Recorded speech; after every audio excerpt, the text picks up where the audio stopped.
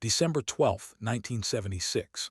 The Peabody Hotel ballroom in Memphis buzzed with the warm chatter of charity volunteers, the soft clink of coffee cups, and the gentle rustle of winter coats being hung on metal folding chairs. It was the kind of modest gathering that happened every weekend across America, good people coming together to help sick children. Nothing glamorous, nothing that would make headlines. In the back corner near the dessert table, a heavy-set man in a baseball cap kept his head down, methodically arranging cookies on paper plates. Dark sunglasses hid his eyes despite being indoors. A obviously fake mustache clung awkwardly to his upper lip. His hands shook slightly as he worked, whether from nerves or something else. No one could tell. For 43 minutes he'd been invisible. Just another volunteer helper in a room full of people focused on their charitable mission. His disguise was working. He could breathe, for once, without being mobbed, photographed, or asked for autographs. Then an elderly woman, no more than 5 feet tall with silver hair and wearing a volunteer name tag that read Rose, approached the dessert table. She moved slowly, deliberately, her experienced eyes taking in details that others missed. She'd been watching him for the past 20 minutes, not with the excitement of recognition, but with the careful assessment of someone who'd spent 50 years reading people's souls. She picked up a cookie, smiled politely, and then leaned close enough that only he could hear her whisper, "I know who you are, Mr. Presley, and I know why you're really here." The man's hands froze. The cookie he'd been holding crumbled between his fingers. What happened next would become the most important conversation Elvis Presley ever had with a stranger. It was raw, devastating, and brutally honest. It stripped away every layer of fame, every protective barrier he'd built, and forced him to confront the most terrifying truth of his existence. This wasn't about music. This wasn't about celebrity gossip or behind-the-scenes drama. This was about a 41-year-old man who'd become so lost inside his own legend that he'd forgotten how to be human. And it was about an 82-year-old woman who had the courage to tell him what everyone else was too afraid, too starstruck, or too dependent on his money to say. 8 months later, Elvis would be dead. But this conversation, this moment of raw truth between two souls who barely knew each other, revealed more about who Elvis really was than any biography, any tell-all book, or any insider account ever could. Because sometimes the most profound revelations come from the most unexpected sources. Sometimes it takes a complete stranger to show us what we've become.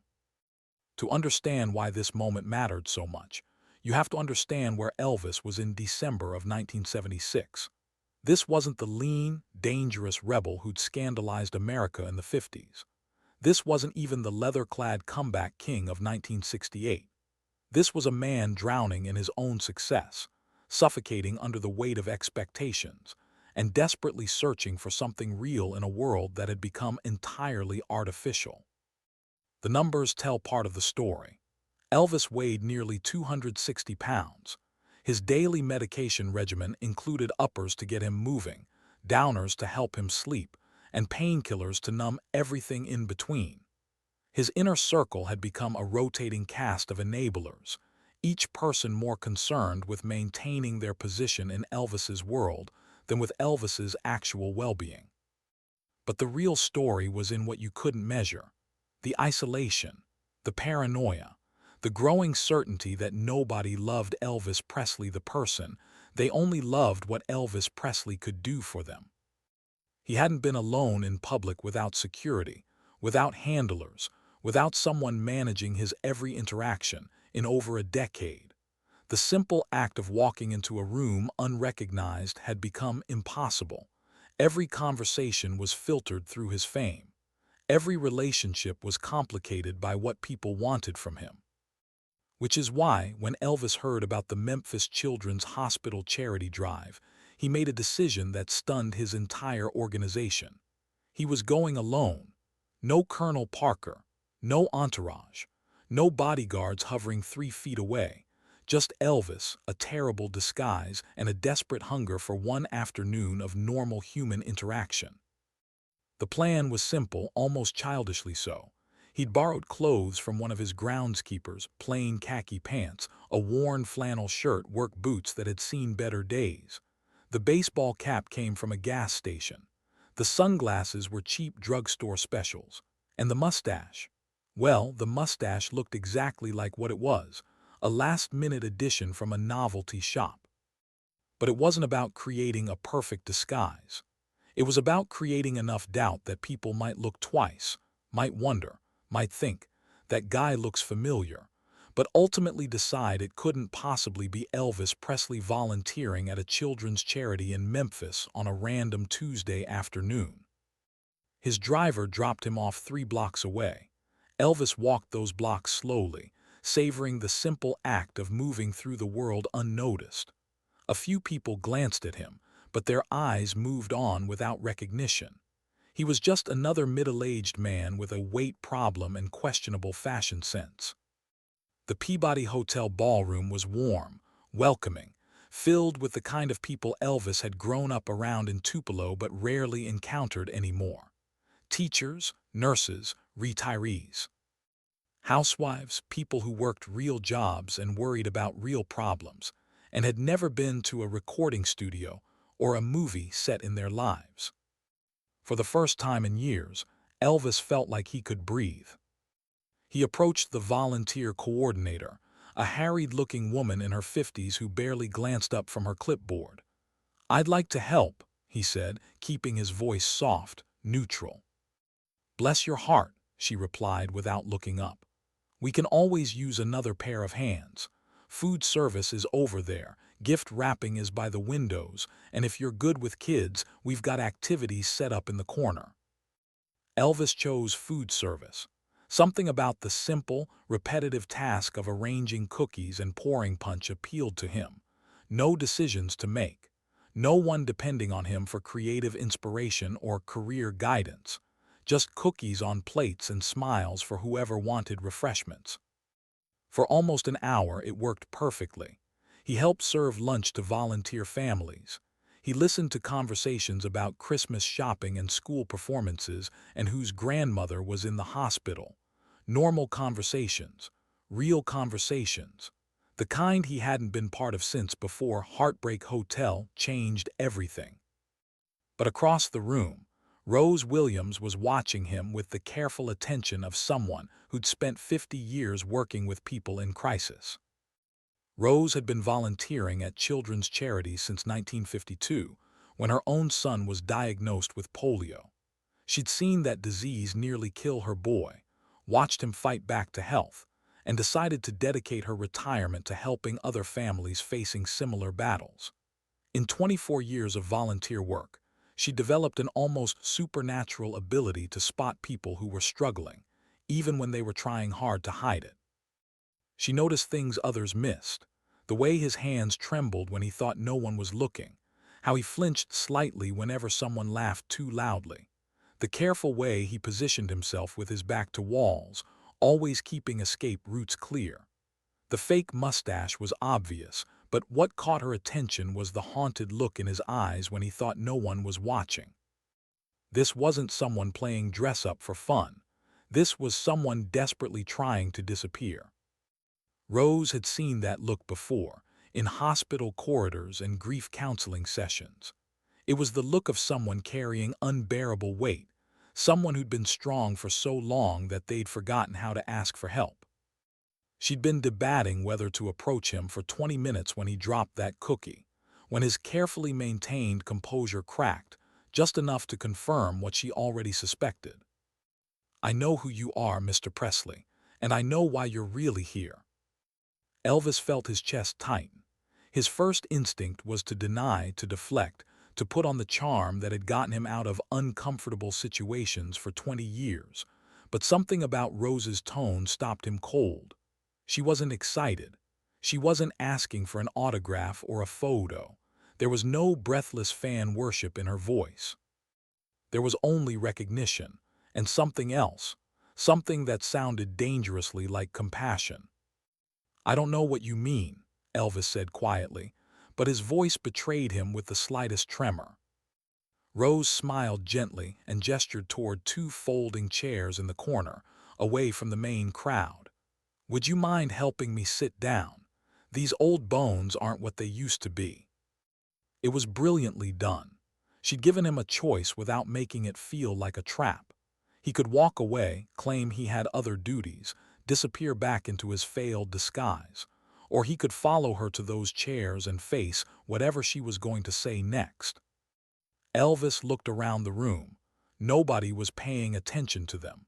The fake mustache was still holding. His escape routes were still clear. But something about this tiny, silver-haired woman made him feel safer than he had in months. He followed her to the corner. "My name is Rose Williams," she said as they settled into the uncomfortable metal chairs. "I've been volunteering here since my husband died in '72. Before that, I was a pediatric nurse for 40 years. I've seen a lot of pain in my time, Mr. Presley, and I've gotten pretty good at recognizing it, even when people are trying very hard to hide it." Elvis adjusted his sunglasses, a nervous habit he'd developed over the years. "I think you've got me confused with someone else, ma'am." "Honey," Rose said, and there was something so maternal in her tone that Elvis felt his defenses crack just slightly. "I watched you for an hour before I said anything. I wasn't watching because I recognized your face. I was watching because I recognized your pain." The words hit Elvis like a physical blow. When was the last time someone had seen him, really seen him, instead of just seeing Elvis Presley, the brand, the legend, the money-making machine? "You move like someone who's been hurt," Rose continued, her voice gentle but unflinching. "You position yourself like someone who expects to be cornered, and you look at people like you're trying to figure out what they want from you before they even speak. I've seen that combination before, sugar, usually in children who have been through trauma." Elvis felt something dangerous building in his chest. It might have been anger, or it might have been something much worse. Something like relief.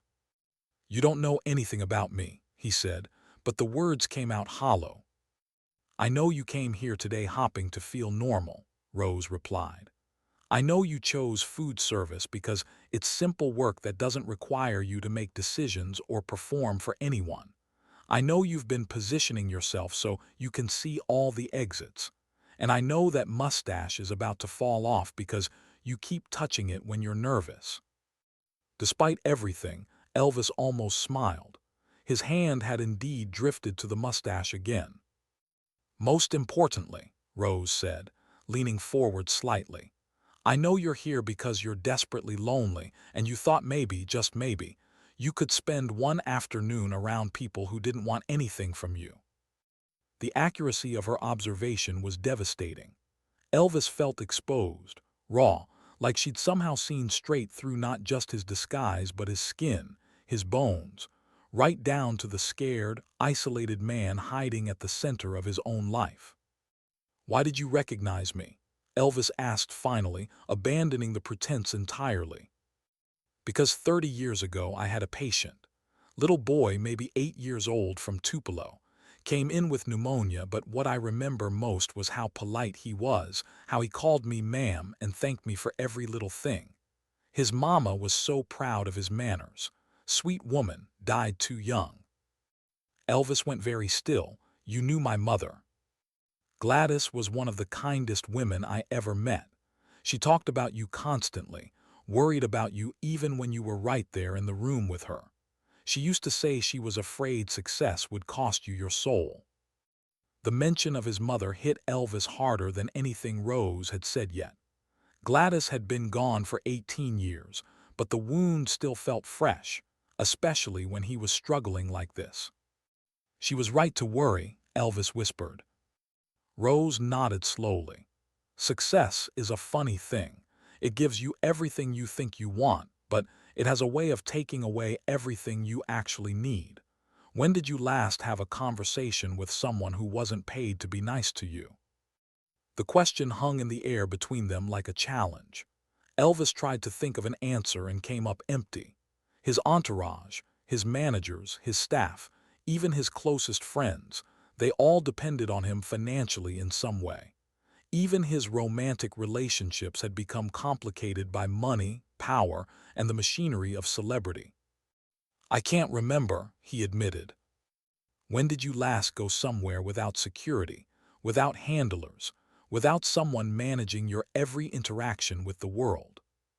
"Today," Elvis said, and then realized how pathetic that sounded. "And how does it feel?"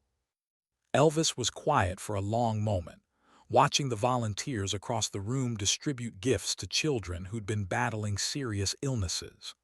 Normal people doing normal good in the world. No cameras, no publicity, no agenda beyond helping kids feel a little less scared during the holidays. "It feels like I can breathe," he said finally. Rose nodded. "But you can't live this way, can you? Tomorrow you'll go back to Graceland, back to the entourage, back to the pills that help you sleep, and the pills that help you wake up, and the pills that help you not think about how empty it all feels." Elvis looked at her sharply. "How do you?" "Honey, you think I got to be 82 without learning to recognize the signs? You think I spent 40 years working with sick children without seeing parents who turned to medication to cope with unbearable stress?" The brutal honesty of it was almost more than Elvis could handle. But there was something liberating about being seen so clearly, about not having to pretend that everything was fine when it so obviously wasn't. "You're the most famous man in the world," Rose continued, her voice growing softer but more pointed. "But you're invisible to everyone who matters, aren't you? They see Elvis Presley, but they don't see you. And you've been invisible for so long that you're starting to disappear, even from yourself." Elvis felt tears building behind his sunglasses. When was the last time he'd cried? When was the last time he'd felt safe enough to show that kind of vulnerability? "I don't know how to be anything else anymore," he whispered. And then, for the first time in decades, Elvis Presley broke down crying in front of a stranger. Rose didn't rush to comfort him. She didn't offer empty reassurances or tell him everything would be okay. Instead, she sat quietly while Elvis wept behind his cheap sunglasses, letting him experience something he hadn't felt in years: the relief of being completely, authentically human in front of another person. When his tears finally slowed, Rose handed him a paper napkin from the dessert table. "Feel better?" she asked simply. Elvis wiped his eyes, expecting to feel embarrassed. Instead, he felt strangely lighter, like he'd been holding his breath for years and finally remembered how to exhale. "I haven't cried like that since my mother died," he admitted. "Good," Rose said firmly. "Tears are how the soul cleans itself. You've been carrying around 18 years of grief and God knows how much other pain, trying to be strong for everyone else. But honey, you can't heal what you won't let yourself feel." Elvis nodded, still not quite believing he was having this conversation with a stranger in a hotel ballroom in Memphis. "How do you know so much about this?" Rose's expression grew more serious. "Because I lost my son to prescription drugs in 1971. Same kind of pills you're taking, I'd imagine. Uppers, downers, painkillers. He started taking them for a back injury from Vietnam, told himself he had it under control, told me he could stop any time he wanted." The words hit Elvis like ice water. "I'm sorry for your loss." "Don't apologize to me," Rose said sharply. "Do something about it, because I can see exactly where you're headed, and it's the same place my boy went. The only difference is you've got enough money and enough people depending on that money that nobody's going to stage an intervention." Elvis felt defensive anger flare up. "You don't understand the pressure I'm under, the expectations, the schedule, the what?" Rose interrupted. "The need to perform even when you're exhausted, the need to be on 24 hours a day, the need to make everyone around you happy while you slowly disappear inside your own life." Elvis fell silent. That was exactly what he'd been about to say. "Honey, I spent 40 years working in hospitals. You think I don't understand pressure? You think I don't know what it's like to have people's lives depending on you making the right decision every single time. The difference is, my patients needed me to save their lives. Your entourage needs you to maintain their lifestyles." The brutal accuracy of that observation made Elvis flinch. How many people in his inner circle would stay if the money dried up? How many of his friendships were really just elaborate business arrangements? "When's the last time someone in your organization told you no?" Rose continued. "When's the last time someone said, 'Elvis, that's a bad idea,' or 'Elvis, you need help,' or 'Elvis, maybe you should go to bed instead of taking more pills'?" Elvis tried to think of an example and couldn't. Even his closest associates had learned that disagreeing with Elvis meant risking their positions, their paychecks, their access to a lifestyle they'd never have without him. "They can't afford to tell you the truth," Rose said, reading his silence perfectly. "They need you to keep being Elvis Presley more than they need you to be healthy or happy or alive. And you know it, don't you? Deep down, you know that if you stopped being profitable, most of them would disappear." "That's not true," Elvis said, but his voice lacked conviction. "Isn't it? Tell me one person in your life who would stay if the money and the fame disappeared tomorrow. One person who loves Elvis the man, not Elvis the meal ticket." Elvis opened his mouth to answer and then closed it again. The silence stretched between them, heavy with implications he didn't want to face. "You can't name anyone," Rose said gently. "And that's not your fault, honey. That's what happens when you become successful enough that people start seeing you as a resource instead of a person. But it's killing you, isn't it? The loneliness.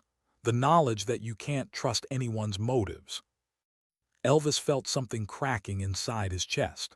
"Sometimes I think about what would happen if I just walked away from all of it, disappeared, changed my name, moved somewhere nobody knows Elvis Presley, started over as a regular person." "What stops you?" "I don't know how to be a regular person anymore. I've been Elvis Presley longer than I was ever just Elvis. And there are so many people depending on me, my staff, my musicians, Colonel Parker, even the fans. If I stopped, what would happen to all of them?" Rose leaned forward, her eyes intense. "Let me ask you something harder. What about Lisa Marie? What are you teaching her about life, about relationships, about what matters? Is she learning to be a person, or is she learning to be a celebrity?" The question hit Elvis like a physical blow. Lisa Marie was 9 years old, still innocent, still unspoiled by the machinery of fame. But she was watching everything, absorbing lessons about how relationships worked, about what love looked like, about what success meant. "She sees how people treat you," Rose continued relentlessly. "She sees that everyone wants something from daddy. She sees that money and fame make people act different around you.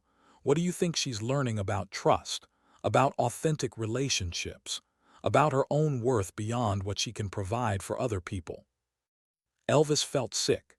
He'd been so focused on protecting Lisa Marie from the negative aspects of his fame that he hadn't considered what she might be learning from the positive attention, from watching people constantly defer to her father, from growing up in a world where normal rules didn't seem to apply. "She's just a little girl," Elvis whispered. "For now. But she's watching you navigate relationships based on transactions instead of genuine connection. She's learning that love comes with conditions, that people stay around because of what you can give them, not because of who you are. Is that the legacy you want to leave her?" The words were devastating because they were true. Elvis could picture Lisa Marie's future relationships, could imagine her struggling to trust people's motives the same way he did, could see her inheriting his isolation along with his talent. "What am I supposed to do?" Elvis asked. And for the first time in years, he wasn't asking as Elvis Presley, the superstar. He was asking as a lost, scared man who'd forgotten how to find his way home. Rose was quiet for a long moment, studying his face with those experienced eyes that had seen so much pain, so much loss, so much human struggle. "You have a choice," she said finally. You can keep hiding behind the pills and the fame and the people who tell you what you want to hear until it kills you. Or you can decide that whatever time you have left, you're going to spend it learning how to be real again. Learning how to have one genuine relationship, even if it's scary, even if it means some people might leave when they realize you're human. Elvis felt tears threatening again. I wouldn't even know how to start. You start by admitting you need help, real help not from people on your payroll, and then you start small. One honest conversation, one authentic relationship, one day where you choose being real over being Elvis Presley. And if I can't, if I'm too far gone. Rose's expression softened slightly, but her words remained unflinching. Then Lisa Marie will grow up believing that love is conditional, relationships are transactions, and the only way to be valued is to be useful. And the cycle will continue. The charity event was winding down around them. Volunteers were cleaning up, children were saying goodbye, the normal world was preparing to continue its normal business. But Elvis felt like he was standing at the edge of a cliff, looking down at two very different futures. One where he continued as he had been, slowly disappearing inside his own legend, until there was nothing left of the real person. And one where he found the courage to be authentic, even if it meant losing everything he thought he needed to survive. Elvis left the Peabody Hotel that evening transformed, but not in the way you might expect. He wasn't suddenly cured, wasn't magically free from his demons. Instead, he was carrying something far more dangerous than despair. He was carrying hope. And for a man as isolated as Elvis had become, hope was almost unbearably painful.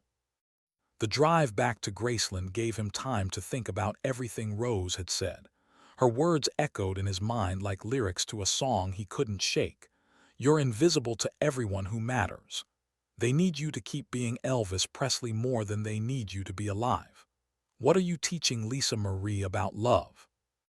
When he walked through the gates of Graceland, past the security guards who snapped to attention, past the staff members who smiled their practiced smiles, past the entourage members who immediately began updating him on calls he'd missed and decisions that needed his approval, Elvis saw it all differently. Rose had given him new eyes, and what he saw made him sick. These people weren't evil.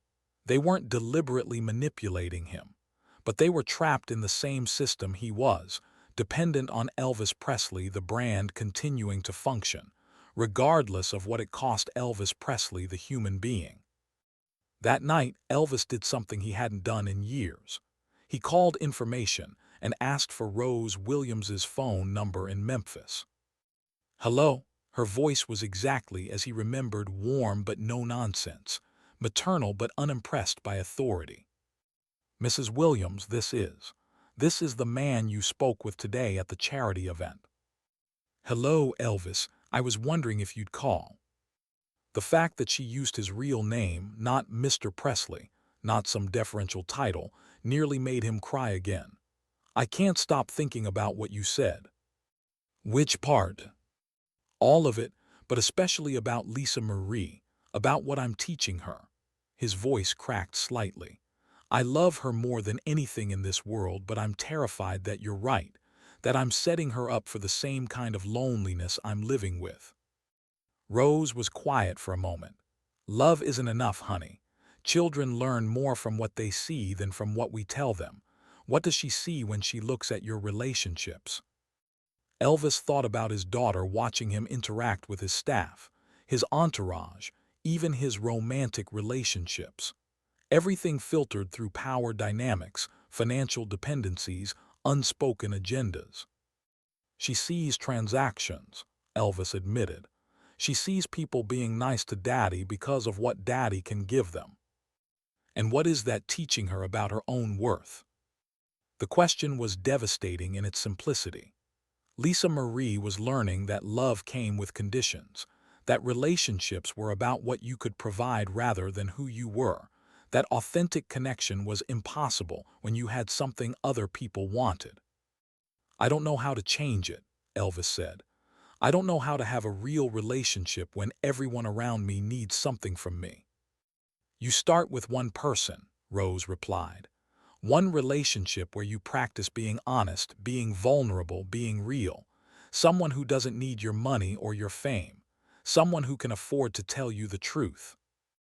Over the following weeks, Elvis called Rose 6 more times.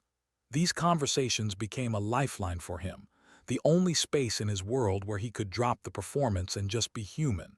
Rose didn't coddle him, didn't make excuses for his behavior, didn't pretend his problems would solve themselves. Instead, she listened, challenged him, and held him accountable in ways no one else dared. I tried to cut back on the pills, Elvis told her during their third conversation. Made it about 6 hours before the panic started. What kind of panic? Like I couldn't breathe. Like I was going to die if I didn't take something to calm down. That's withdrawal, honey. Your body is dependent now. You can't just stop cold turkey. That could actually kill you. You need medical help, real medical help from doctors who aren't on your payroll. It was the first time anyone had suggested that Elvis's personal physicians might not have his best interests at heart. The idea was terrifying because it meant he was even more alone than he'd realized. I'm scared, Elvis admitted during their fourth call.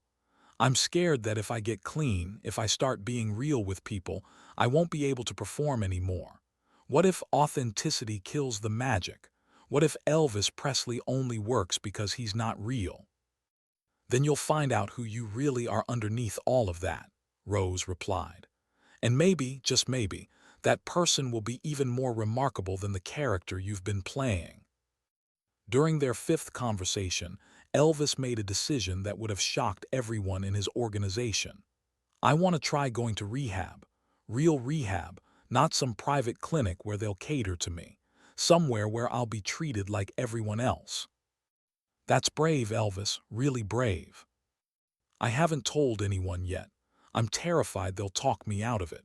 Colonel Parker will say it's bad for business. The guys will say I don't really need it. Everyone will have a reason why it's a bad idea. Then don't tell them until you're ready to go. Make the arrangements yourself. Take control of your own recovery. But Elvis never got the chance to follow through on that plan. On August 16, 1977, just over 8 months after his conversation with Rose Williams, Elvis Presley was found dead in his bathroom at Graceland. The official cause was heart failure, but the autopsy revealed 14 different drugs in his system. Rose learned about his death from the evening news, like millions of other people around the world. But unlike those millions, Rose knew that Elvis had died just as he was beginning to understand what authentic living meant. He'd been so close to choosing reality over performance, so close to breaking free from the golden cage that had imprisoned him for 20 years. 3 days after Elvis's funeral, Rose's phone rang. Mrs. Williams, this is Priscilla Presley. Elvis told me about your conversations with him. I wanted to thank you for trying to help him. I'm so sorry for your loss, Rose replied, and for Lisa Marie's loss. That little girl was everything to him. He changed after talking with you, Priscilla said through tears. He started asking different questions, started questioning things he'd never questioned before. For the first time in years, he seemed like he might actually get better. He was trying, Rose said simply. He really was trying. Rose kept Elvis's secret for 30 years. She never gave interviews, never wrote a book, never tried to profit from their connection. But in 2007, 3 months before her own death at age 95, Rose wrote a series of letters to her granddaughter, sharing the story of her conversations with Elvis Presley. He called me the night before he died, Rose wrote in her final letter. August 15th, around midnight. He said he'd made arrangements to enter a treatment facility in California, that he was finally ready to choose being real over being Elvis Presley. He thanked me for seeing him as a person instead of a legend. He said he was scared, but excited to find out who he really was underneath all the performance. I told him I was proud of him. I told him that choosing authenticity always takes courage, but it's the only choice that leads to real peace. He said he loved me like a grandmother, and that our conversations had saved his life, even if it was almost too late. 12 hours later, he was gone. Rose's granddaughter shared these letters with music historians in 2008, and they revealed the most heartbreaking truth about Elvis Presley's death. He didn't die because he gave up. He died just as he was beginning to fight back, just as he was choosing life over performance, reality over illusion. Elvis Presley spent his final months learning what Rose Williams had tried to teach him in that hotel ballroom, that the most profound courage isn't performing for millions of people. It's having the strength to be authentic with just one. Rose Williams saw what millions of fans couldn't, that behind all the fame and success, Elvis Presley was achingly, desperately human. Her courage to speak truth to one of the most powerful men in entertainment became his last chance at authentic connection. Today's celebrities face the same isolation, the same pressure to perform rather than exist. Do you think social media has made this problem better or worse? Share your thoughts below, and subscribe to discover more untold stories about the real people behind the legends.